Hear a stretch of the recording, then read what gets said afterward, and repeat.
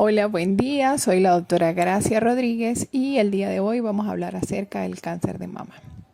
Pero no puedo iniciar la conferencia sin antes agradecer a la Asociación Científica de Estudiantes de Medicina de la Universidad de los Andes, Extensión Táchira específicamente, por la invitación a impartir conocimientos, conceptos básicos y entre otros pautas o criterios para poder realizar un diagnóstico precoz y detectar esta enfermedad tan común en nuestro país, un flagelo que agobia a tantas mujeres y hombres en un menor porcentaje en Venezuela.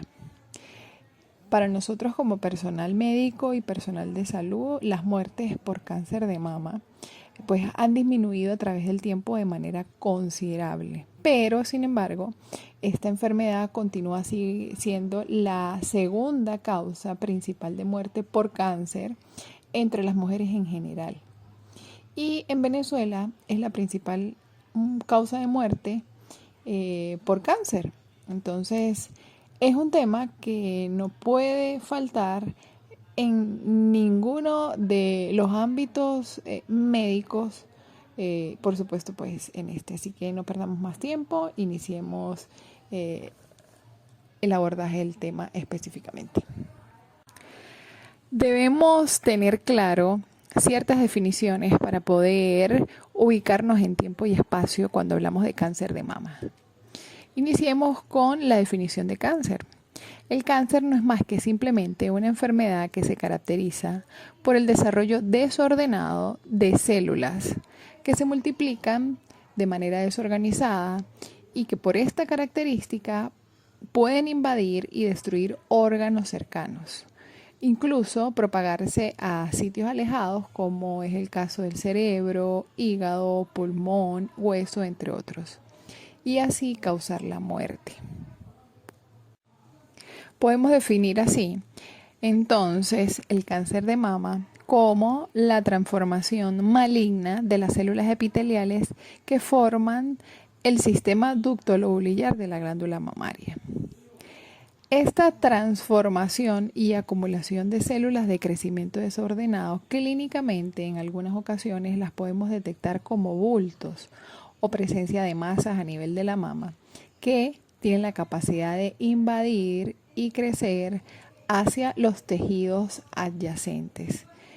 Es importante acotar que no solamente pueden malignizarse las células del sistema ducto-lobulillar de la mama. Cualquiera de los tejidos que forman la mama, hablamos de piel y tejido conectivo, tejido graso, se pueden malignizar. Un ejemplo de ellos tenemos los liposarcomas o la enfermedad de Payet. Entonces, vale la pena acotar que cualquier célula que compone la mama como tal, como estructura anatómica, tiene la capacidad de transformarse bajo ciertos factores en un tumor maligno. Hablemos de la anatomía de la mama. La glándula mamaria es una glándula de tipo apocrino que descansa en la pared anterior del tórax de manera bilateral, específicamente sobre el músculo pectoral mayor y pectoral menor. Va a estar constituida por tejido graso, por tejido especializado que sería el tejido glandular y el tejido muscular. El tejido muscular y el tejido graso son específicamente los que le van a dar consistencia y volumen a la mama. A su vez, el tejido mamario va a contener un número variable de lóbulos y lobulillos. Se dice que va a tener entre 18 y 20 lóbulos mamarios. Y otros tantos conductos excretores de la leche que van a desembocar en el pezón. Estos lobulillos que mencionamos y observamos en la ilustración de la diapositiva son los que se van a encargar específicamente de la producción de la leche materna. Y una vez acumulada o depositada en estos lobulillos va a ser excretada a través del sistema ductal, a través a su vez del pezón durante la lactancia materna. Entonces hay que dejar claro las estructuras anatómicas que podemos encontrar. De ahí la importancia de la ubicación, de la función de cada una de estas estructuras para orientarnos en el caso de realizar biopsias y diagnósticos de patología maligna de la mama. Y así especificar el punto de partida de cada una de estas alteraciones, porque las conductas van a diferir según el sitio donde se encuentre el cáncer de mama específicamente. Topográficamente, la mama se va a dividir en 4 cuadrantes. Vamos a trazar 2 líneas imaginarias, una en sentido longitudinal que atraviesa la línea media clavicular y el pezón en su porción central, y una línea transversal entre el quinto y el sexto espacio intercostal específicamente, que también atraviese el pezón en el centro de esta estructura. Y de esta manera, con estas 2 líneas, vamos a dividir la mama en 4 cuadrantes. 2 cuadrantes superiores, 2 cuadrantes inferiores y a su vez 2 cuadrantes internos y 2 cuadrantes externos. ¿Por qué es importante la ubicación de estos cuadrantes, que reciben el nombre respectivamente cuadrante superinterno, superoexterno, inferointerno, inferoexterno? ¿Por qué? Porque dependiendo de la ubicación de las lesiones, pues algunas de ellas van a ser más común la presencia de tumores o menos frecuente. El cuadrante superior externo, que también abarca lo que es la cola de Spence, es el sitio donde suelen tener asiento la mayoría de los tumores. Se dice que el 50% de ellos pueden ubicarse aquí. Y luego le sigue en frecuencia la zona retroareolar. Por eso estos 2 sitios no deben escapar en el énfasis del examen físico de nuestras pacientes. De tercer lugar en frecuencia tenemos el cuadrante superior interno. Es un cuadrante que tiene menor cantidad de tejido mamario, por lo cual la percepción al examen físico, incluso a la inspección de las pacientes, suele ser muy común de los tumores. Luego tenemos en cuarto lugar de frecuencia, en un 11% de los casos, el cuadrante inferointerno. Y por último, el cuadrante inferoexterno en un 6% de frecuencia.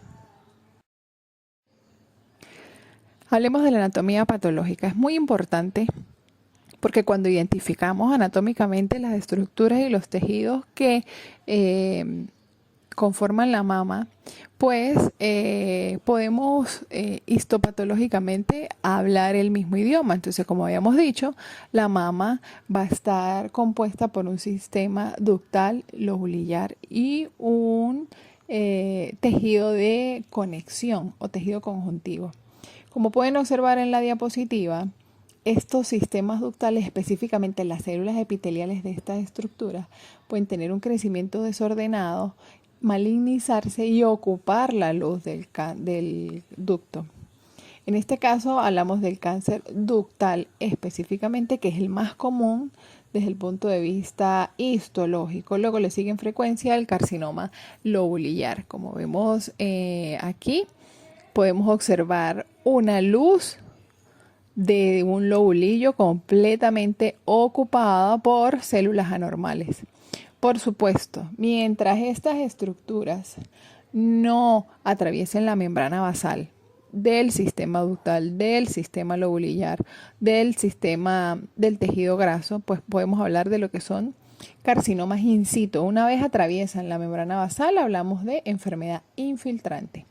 Cuando es la mama, específicamente la piel de la mama, la que se enferma, podemos observar simplemente mamas con hallazgos clínicos muy similares a las mastitis.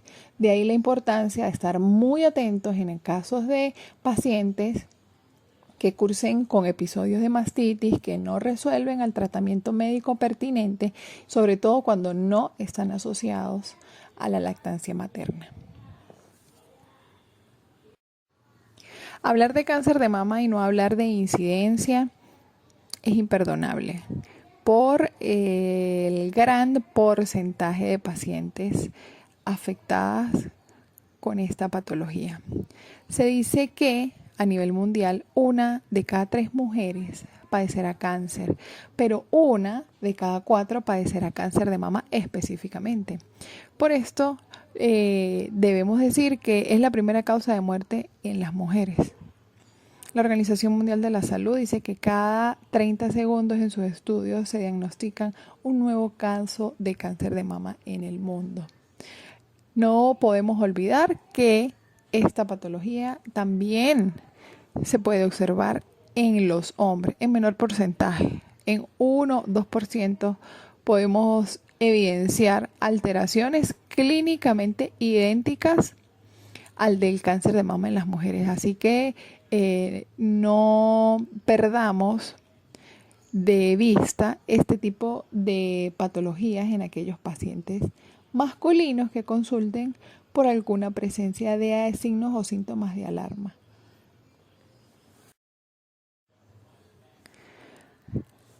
En esta ilustración debemos detenernos definitivamente, porque como pueden observar son cifras alarmantes. Pueden visualizar cómo se determina como segunda causa de muerte en mujeres jóvenes a partir de los 30 años, llegando hasta los 54 años de edad.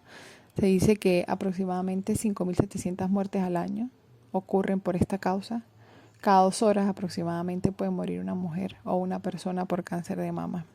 Lamentablemente, más del 80% de los casos no se detecta a tiempo y lamentablemente suele ser por desinformación. 14.000 casos nuevos al año se pueden diagnosticar y las estadísticas revelan que 1 de cada 8 mujeres en Latinoamérica va a padecer la enfermedad. Hay factores de riesgo que debemos tener en cuenta al momento de interrogar y valorar a las pacientes. Y evidentemente tenemos herramientas que están al alcance de todos nosotros con las cuales podemos realizar diagnóstico precoz, pero si se realizan en los momentos que deben tener criterio. De ahí el éxito de los tratamientos en estas pacientes y el éxito del diagnóstico precoz. Bueno, y si las estadísticas son preocupantes a nivel mundial, a nivel nacional lo son muchísimo más. Y es aún más preocupante porque existe un subregistro de unos cuantos años para acá, de una enfermedad tan importante y tan frecuente como esta. Cada año en Venezuela fallecen 1.800 mujeres por cáncer de mama aproximadamente. Así que, como toda enfermedad, lo ideal es prevenirla para poder combatirla. En vista del aumento de la incidencia de esta patología, el 2016 la Sociedad Venezolana de Mastología decide reunirse y realizar un consenso donde sugieren iniciar los controles mamográficos de las mujeres venezolanas a partir de los 35 años, porque pues se estaba evidenciando que el motivo de consulta por patología maligna de mama cada vez era más frecuente en aquellas pacientes menores de 40 años o pacientes premenopáusicas. En comparación con el resto del mundo, para no ir muy lejos, en Colombia se inicia el control mamográfico a los 40 años. En Europa hay sitios donde se inician a los 50 años de manera bianual, por lo poco frecuente de la enfermedad. Pero en Venezuela, ninguna mujer debe permitir que sea valorada sin su mamografía pertinente a partir de los 35 años. ¿Por qué? Porque la mamografía es el único método por excelencia para la detección del cáncer de mama de manera muy precoz, siempre y cuando un médico, después de valorar a una paciente, pues lo sugiera. De ahí la importancia de la consulta mastológica anual y la valoración integral. No es solo examinar a la paciente, es interrogarla, es examinarla y solicitar los estudios pertinentes acorde a la edad y los factores de riesgo que nos permitan catalogar a esta paciente como en alto, moderado o bajo riesgo para hacer cáncer de mama. El cáncer de mama definitivamente es algo que nos puede suceder a cualquiera. No es solo cuestión de actrices, de cantantes, de personas famosas. Anteriormente era mucho más común, como pueden observar en esta tabla, en las pacientes entre los 50 y los 60 años de edad, incluso hasta los 70 años. En Venezuela, como ya les había comentado, no es así. De ahí que iniciamos controles mamográficos a partir de los 35 años de edad. Sin embargo, en el resto del mundo, pues es más común en aquellas pacientes posmenopáusicas. Cuando hablamos de factores de riesgo para cáncer de mama, podemos clasificarlos en factores de riesgo modificables y los no modificables. Los no modificables son aquellos que conviven con la paciente y no podemos descartarlos, por decirlo así.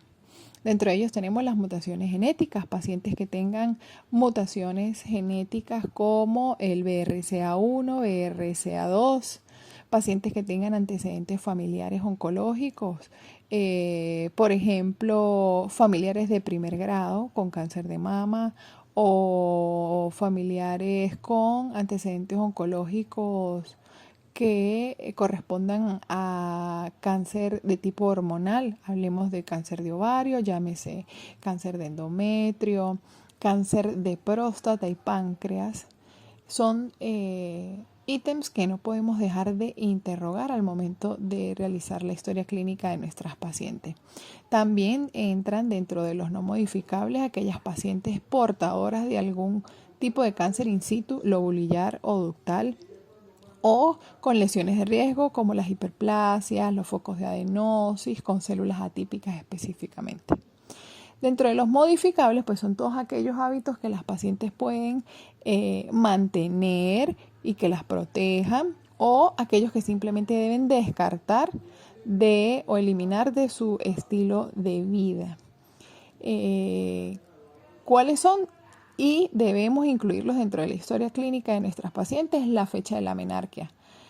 Evidentemente que mientras tengan un periodo de tiempo entre menarquia y menopausia muy amplio, pues ellas van a estar expuestas mayor tiempo a los efectos estrogénicos. Así que aquellas pacientes que tienen menarquia precoz y una menopausia tardía hay que estar atentas.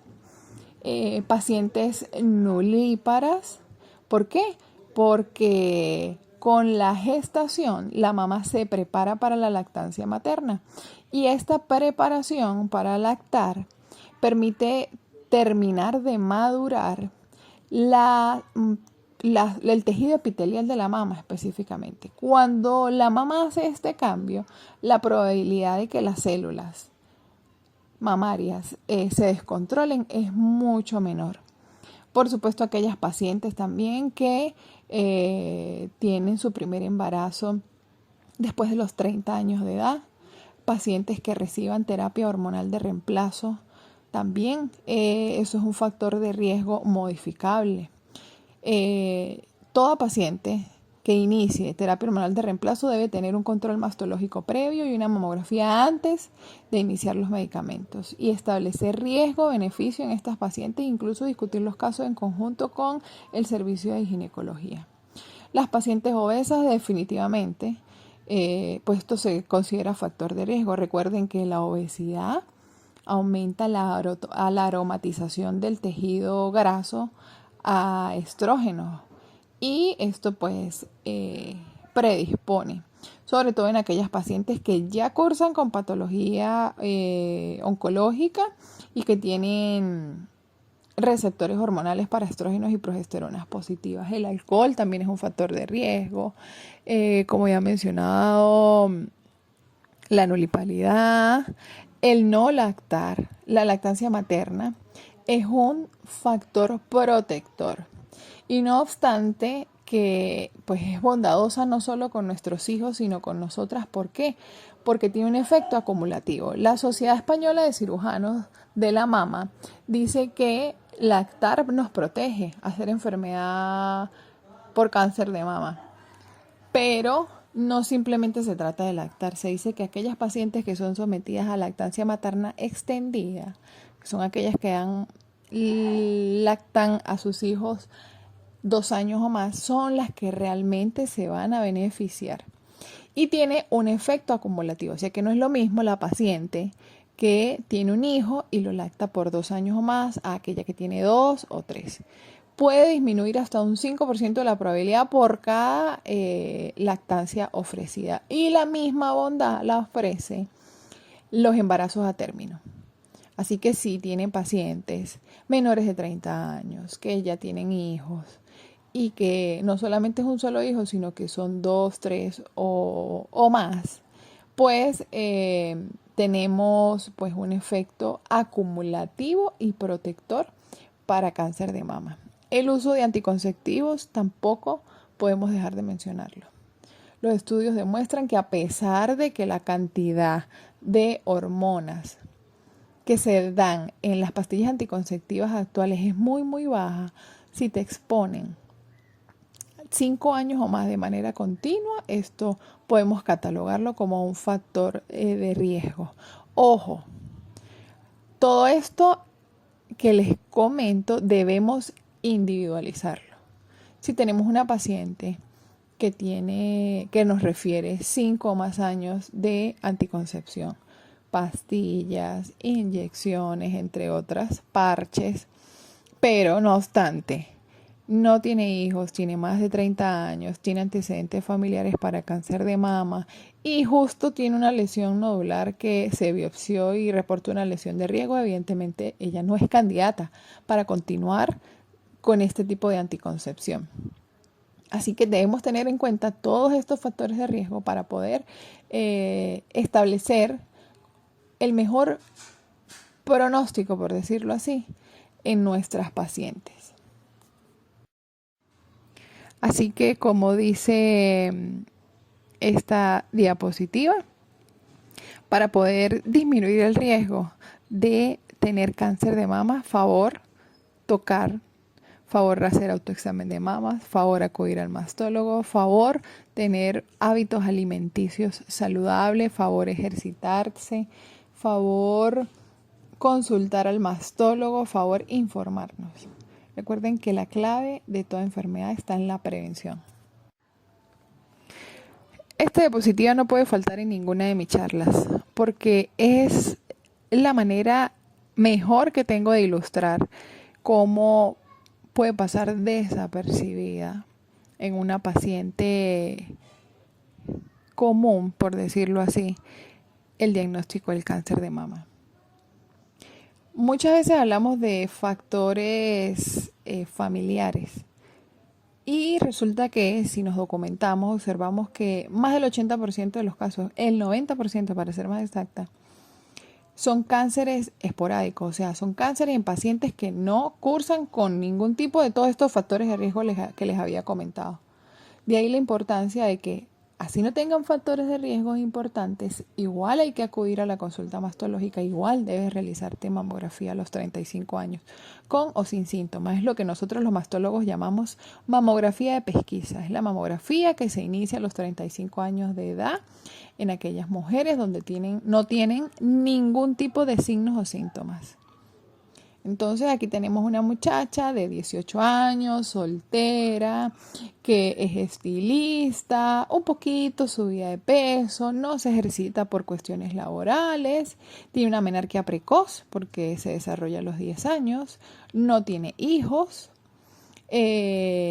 toma alcohol de manera social y ocasional, su mamá falleció por cáncer de mama y pertenece a un nivel socioeconómico medio alto. Lamentablemente, en este país, el manejo de la patología mamaria influye directamente con la capacidad económica de la paciente. el cáncer de mama no escapa de la situación país y es muy, muy lamentable. Primero que no hay mamógrafos operativos en ninguna institución pública en Venezuela. Eso quiere decir que las pacientes para poder obtener una mamografía deben acudir al medio privado. Y esto evidentemente depende proporcionalmente de la capacidad adquisitiva de nuestras pacientes. Entonces, esta paciente simplemente desconoce que debe iniciar mamografía a los 35 años, que debe iniciar control mastológico a los 18 años con una ecografía mamaria y acudir una vez al año.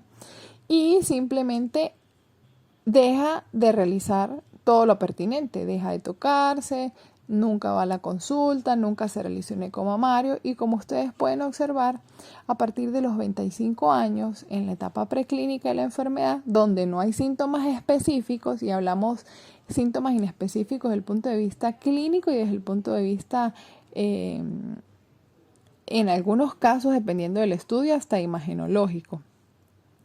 Sigue progresando la enfermedad y cuando vemos a los 35 años, ya esta paciente entre los 35 y 40 años comienza lo que es la etapa clínica de la enfermedad y se comienza a manifestar síntomas específicos. ¿Cómo? ¿Cuáles? Bueno, protuberancias a nivel de la axila, cambios de apariencia en la piel, nódulos, pérdida de peso. ¿Cuál es el momento ideal que nosotros deberíamos actuar? En la prevención primaria. Repartir la mayor cantidad de información, impartir orientación y educación a toda la población femenina, como es lo que estamos haciendo en esta oportunidad, para poder actuar de manera más eficaz y exitosa. Pero en esta oportunidad y en esta diapositiva, pues esta paciente consulta en el momento de la prevención secundaria, que es cuando ya hay hallazgos específicos clínicos e imagenológicos. El diagnóstico deberíamos iniciarlo en los estadios iniciales. ¿Para qué? Para que el tratamiento sea completamente exitoso. ¿Por qué? Porque el cáncer de mama es una patología que se cura, pero solo si la diagnosticamos de manera precoz. Si estas pacientes acuden de manera tardía, cuando ya hay enfermedad a distancia, cuando hay enfermedad en la axila, muchas veces acompañada de tumores muy grandes, pues no podemos hablar de un éxito total del tratamiento oncológico. Así que de ahí la importancia de saber la edad a la cual debemos iniciar la consulta, que existe la consulta mastológica que es especializada y el momento en el cual debemos iniciarla.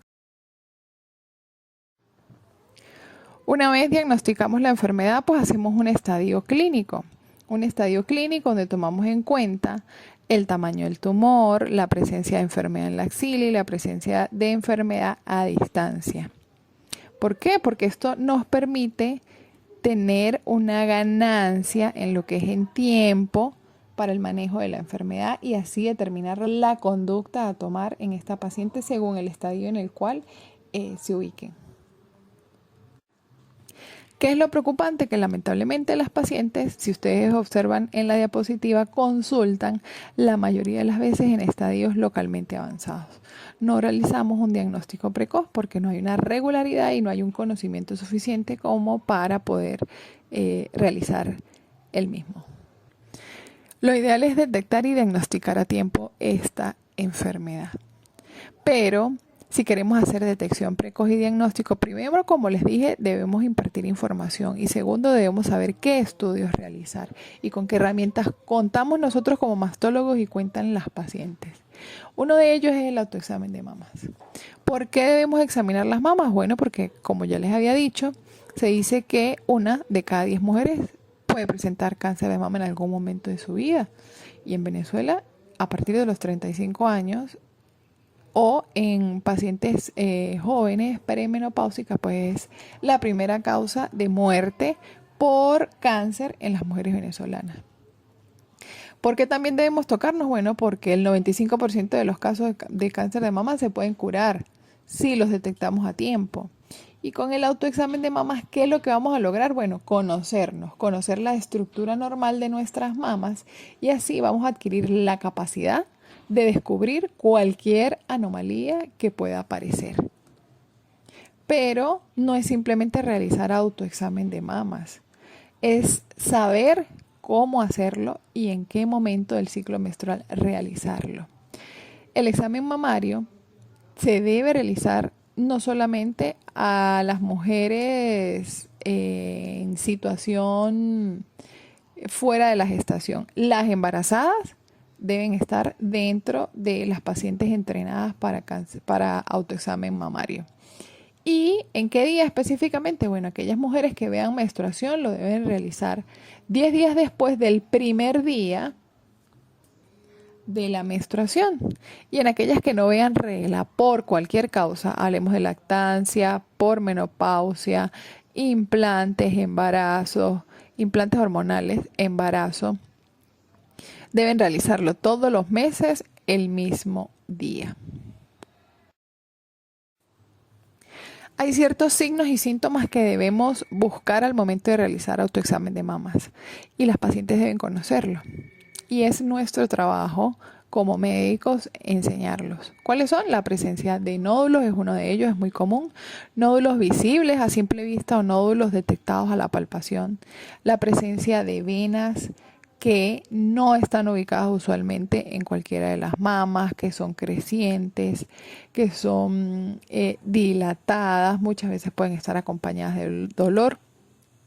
Si también se evidencia cualquier tipo de retracción de la piel de la mama o retracción del complejo areola-pezón, si hay alguna lesión de la piel tipo erosión, ronchas que no mejoran a pesar de tratamiento médico y que no estaban usualmente, la presencia también de lo que llamamos piel de naranja, si se retrae uno o ambos pezones, la presencia de secreción a través del pezón de cualquier característica, si tenemos una mama endurecida, dura, que no se moviliza a las maniobras, al examen físico, la piel que esté asociada a signos de flogosis y la simetría es muy importante también.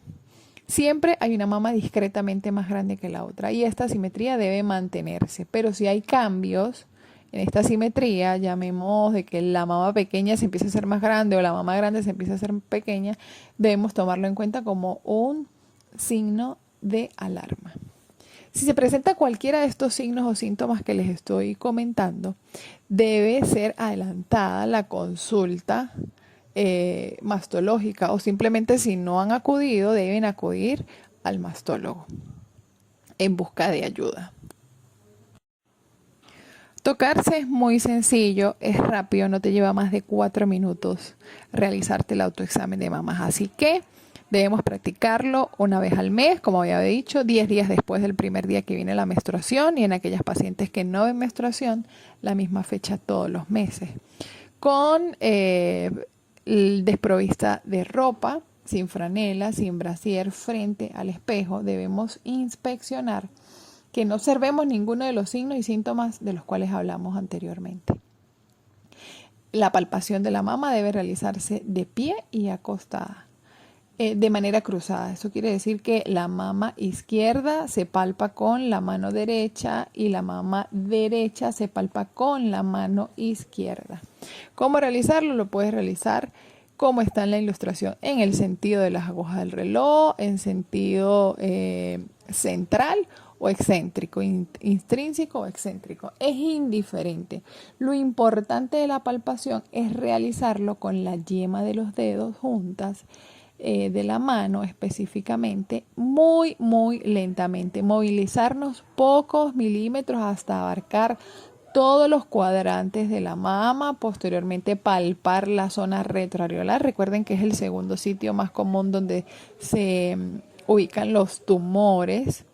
Y por último, realizar palpación de la axila.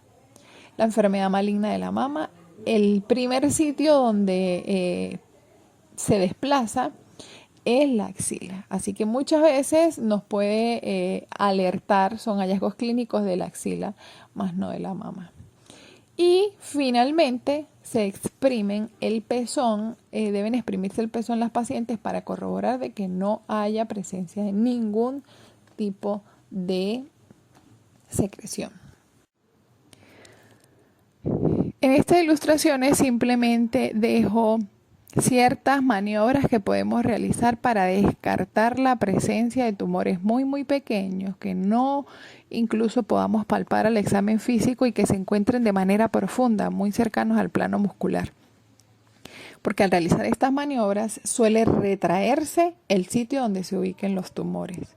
Una de ellas es elevar ambos brazos y observar al unísono ambas mamas. Si elevamos los brazos y algún sitio se retrae, en ese sitio retraído debe estar presente algún tipo de alteración. La siguiente maniobra es simplemente cruzar o tomar nuestras manos a la altura del cuello y hacer fuerza para tensar los músculos del tórax. Al realizar esta maniobra debemos buscar diferencias en las mamas o en las axilas, como retracciones o de repente la presencia de algún nódulo, un tumorcito, aumento o cambio de volumen. Otra maniobra sería inclinarnos hacia adelante, dejar que las mamas caigan y una vez la ubicación de ellas sea péndula, visualizar que no se retraiga algún sitio de la piel de la mama. ¿Qué debemos hacer en caso de cualquier anomalía o en caso de detectar cualquier signo o síntoma de los que habíamos mencionado? Bueno, primero no asustarnos porque alguno de estos signos o síntomas puede estar acompañado de una alteración benigna. Sin embargo, lo que sí deben realizar las pacientes es acudir inmediatamente al mastólogo para así estudiarlas y orientarlas acerca de qué acciones tomar, para así poder diagnosticar la causa de la aparición de estas alteraciones. Hablemos ahora de mamografía. La mamografía para nosotros los mastólogos es lo que llamamos la sabueso del cáncer de mama. Es la vedette del cáncer de mama específicamente. ¿Por qué? Porque la mamografía es el método más sensible y específico con el cual podemos diagnosticar esta enfermedad. El 85 y 90% de las alteraciones que nosotros detectamos por mamografía se confirman posteriormente con diagnóstico histológico como cáncer de mama. Y pues no hay estudio más preciso para diagnosticar cáncer de mama en estadios iniciales. Se dice, no obstante, que el 17% de mamografías corresponden a falsos negativos y el 10% a falsos positivos. O sea, esto estadísticamente es muy bajo. Así que es un método con el cual contamos, por ejemplo, en la ciudad. Tenemos mamógrafos digitales excelentes y lo puede realizar cualquier paciente. Ojo, la mamografía se puede realizar en pacientes con tumores de gran tamaño, en pacientes embarazadas, así que no hay excusa de iniciar mamografía a los 35 años en el país. La ecografía mamaria, como había dicho, pues es un estudio sumamente importante, pero es complementario. Nos sirve como diagnóstico complementario a la mamografía. Se utiliza de manera única en aquellas pacientes menores de 35 años de edad. Es el segundo más usado en mama para realizar diagnóstico, pero tiene un inconveniente. No detecta lesiones menores de 1 centímetro. Y lo importante de este estudio es que nos permite, y por eso es que lo llamamos complemento de la mamografía, es que nos demuestra cuáles son las cualidades ecogénicas de aquellas alteraciones sólidas que podemos visualizar en mamografía o al examen clínico de la paciente. Con él podemos determinar si estamos ante una lesión quística, ante una lesión completamente sólida o una lesión compleja, que son aquellas que tienen componentes quísticos y sólidos a su vez. En esta ilustración podemos observar cómo complementamos una mamografía con los hallazgos al examen ecográfico. Tenemos una paciente con una lesión específicamente en el cuadrante superior externo de la mama izquierda, donde podemos observar una lesión espiculada acompañada de múltiples microcalcificaciones pleomórficas. Esto me hace sospechar de alguna patología tumoral de tipo neoplásico. Si luego corroboramos la ubicación de esta lesión, la medimos por ecografía y vemos las características, esto es altamente sugestivo de malignidad.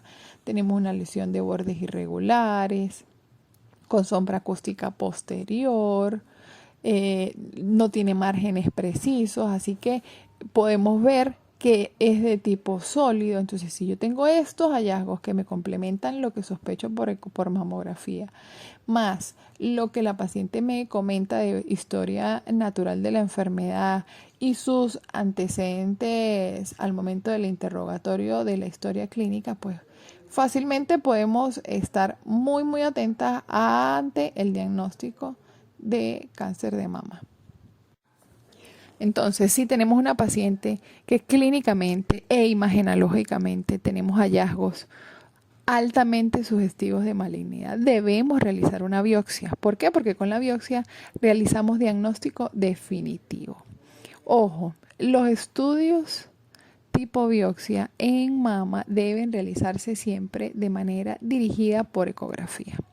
En este caso vamos a hablar de la biopsia aguja fina o PAF. Es simplemente una biopsia en la cual empleamos una aguja de inyectadora específicamente para extraer de esos nódulos que visualizamos clínica o imagenológicamente tejido y líquido, y realizamos citología. También podemos realizar otro tipo de biopsia llamada biopsia por punción con aguja gruesa, o también llamada TrueCut. Esta es una muestra mucho más significativa. A diferencia de la aguja fina solo podemos extraer líquido o alguna que otra celulita. Aquí extraemos fragmentos del tumor considerables, con los cuales podemos observar, o puede el patólogo observar, la arquitectura por completo de la estructura tumoral de las lesiones. No obstante, al realizar la biopsia aguja gruesa, podemos realizar el perfil inmunohistoquímico de los tumores. Es importante determinar la presencia de ciertos receptores hormonales para así enfocar el tratamiento de las pacientes. ¿Qué tipo de receptores solicitamos hoy en la inmunohistoquímica para cáncer de mama? Receptores de estrógeno, receptores de progesterona, HER2 se solicita también, y Ki-67. Esto es lo que corresponde a la inmunohistoquímica. Una vez valoramos la paciente, realizamos ecomamografía, realizamos biopsia aguja gruesa, solicitamos la inmunohistoquímica, podemos estadiarla. Suele realizarse en un inicio de manera clínica e imagenológica. ¿Qué tomamos en cuenta? El más común de los métodos es el TNM, la clasificación TNM del cáncer de mama. T de tumor, donde tomamos en cuenta el tamaño del tumor. N de nódulos linfáticos, y tomamos la presencia de adenopatías ganglionares, axilares, a nivel del cuello, supra e infraclaviculares, pero habla específicamente de nódulos linfáticos. La N de el estadio TNM, y M toma en cuenta las metástasis, la presencia o no de enfermedad a distancia. Según la ubicación de cada uno, según el tamaño tumoral, el número de ganglios y la presencia no de enfermedad a distancia, podemos estadiar estas pacientes en 4 estadios. Como estadio 1, hablando del más precoz, y estadio 4, el caso de las pacientes metastásicas. ¿Qué sería lo ideal? Realizar diagnósticos en los estadios iniciales, estadio 1 y 2. Posteriormente, pues es lo que nosotros llamamos estadios localmente avanzados. Son los estadios 3 y los estadios 4, donde pues el pronóstico es completamente diferente por lo que ya hemos comentado. Una vez estadiada la paciente, debemos determinar el tipo de tratamientos. Ojo, el cáncer de mama es una patología de manejo multidisciplinario. No solamente el mastólogo se encarga de estas pacientes. Esto es un equipo por múltiples especialidades compuesto. Hablamos de oncología médica, hablamos de medicina nuclear en el caso de la radioterapia, de cirugía plástica, de oncoplastia, psiquiatría, anatomía patológica, el servicio de radiología. Es una paciente que nada más se diagnostica, se refiere a múltiples especialidades.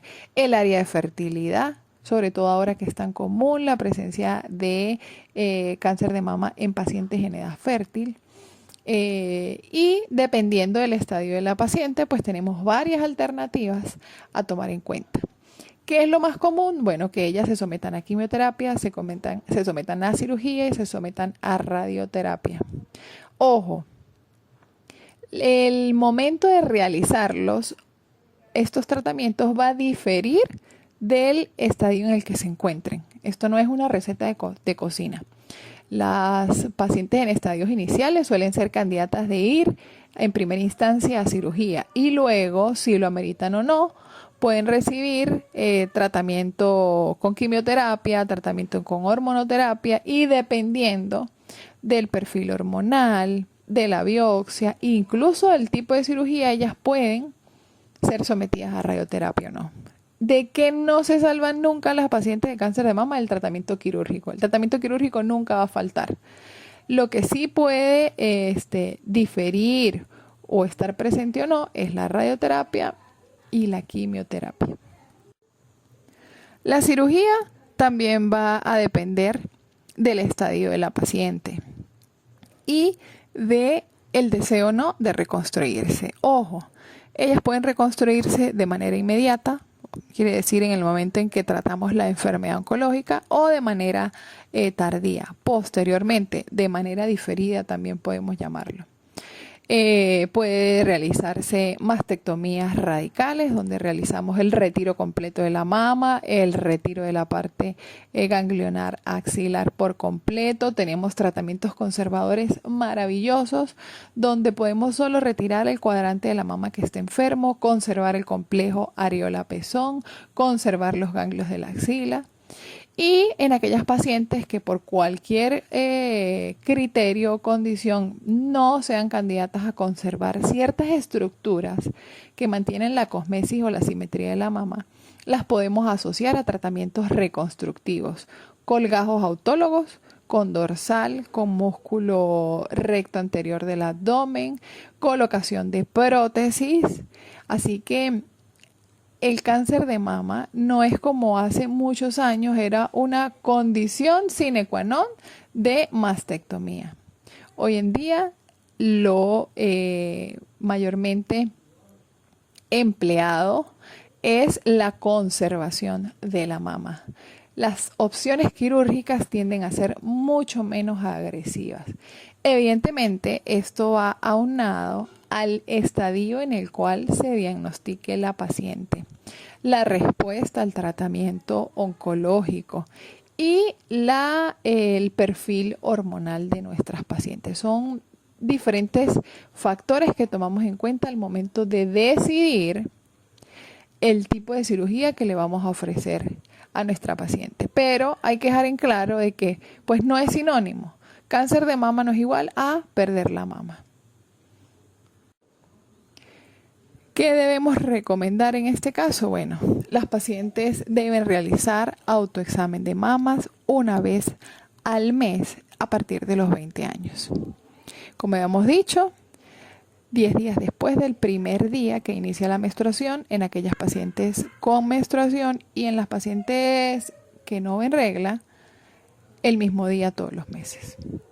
Ecografía mamaria una vez al año desde los 20 años. Valoración mastológica anual, por favor, no puede faltar. Iniciar nuestra primera mamografía a los 35 años de edad. Sobre todo en aquellas pacientes que tengan antecedentes de riesgos importantes.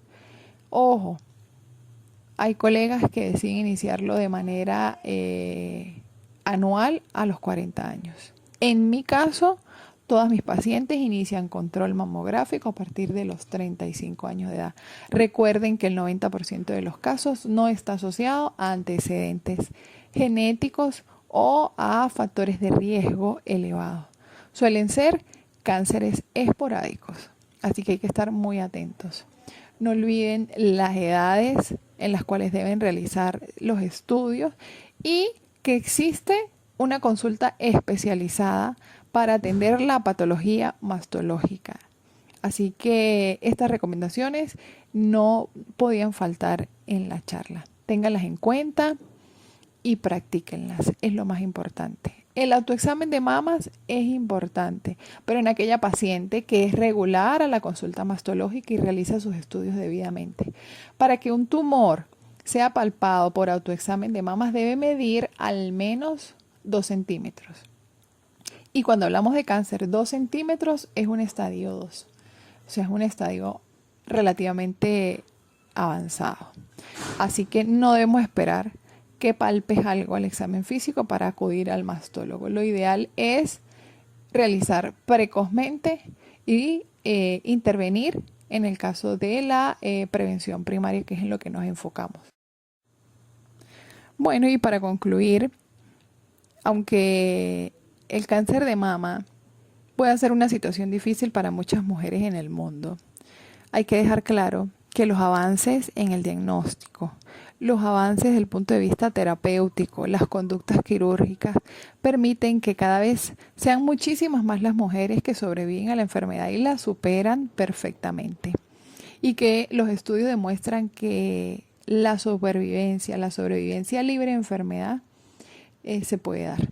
Así que esto es una patología que podemos diagnosticar y podemos curar. Eso sí, si realizamos detección temprana. Es lo primordial.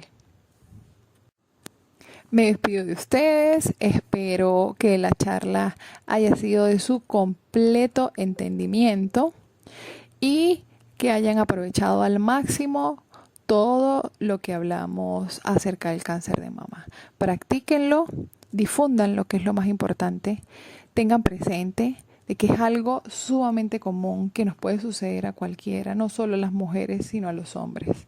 También que puede aparecer en el embarazo, que puede aparecer en mujeres jóvenes, que puede aparecer en mujeres ancianas, y que si realizamos diagnóstico precoz es algo que se va a diagnosticar, se va a tratar y se va a curar. Pero solo si existe prevención, si hay cultura y si hay información en el personal médico y en la población femenina en general.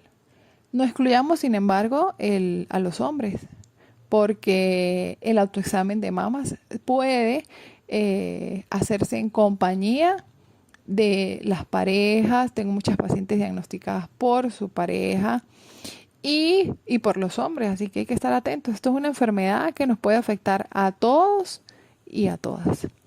Me despido nuevamente, agradecida con la invitación para hablar de algo tan importante y de lo cual me fascina discutir y charlar.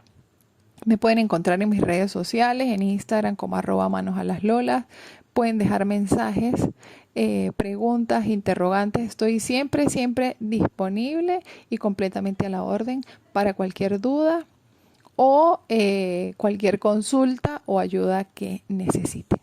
Cuídense mucho y, como siempre digo, tóquense, pero háganse la mamografía. Y bueno, nada, manos a las lolas. Besos.